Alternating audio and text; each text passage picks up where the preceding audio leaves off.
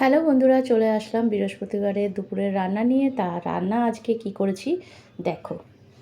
তা এখানে হচ্ছে ভাত হয়েছে, সবাই জানো।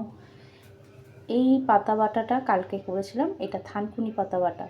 তা কালকে করেছিলাম, কালকেও খাওয়া হয়েছে, আজকে এইটুক রয়েছে, এইটুক খাওয়া হয়ে যাবে। তা আর করেছি পনির তরকারি, মটরশুঁটি আলু দিয়ে পনির তরকারি করেছি, ফুলকপি আলুর তরকারি করেছি। আর ছেলের জন্য করেছি চিকেন ভর্তা। তা ও এখন ফুলকপি আলু দিয়ে তরকারি খেয়েছে, আর ফুলকপি আলুর তরকারি দিয়ে ভাত খেয়েছে। আর পনির তরকারি এখনও হবে, আবার রাত্রেও খাওয়া হবে। তা চিকেন ভর্তাটা দিয়ে রাত্রে পরোটা খাবে, তা তার জন্য করে রেখেছি। ব্যাস, আজকের রান্না কিন্তু এইটুকুই করেছি, এর থেকে আর বেশি কিছু করিনি। তোমাদের দাদাভাইয়ের শরীরটা খুব একটা ভালো না, মন মেজাজও একদমই ভালো লাগছে না। তা বাড়ির সবার যদি কারোর শরীরটা খারাপ হয়, তা রান্না করতে একদমই ভালো লাগে না।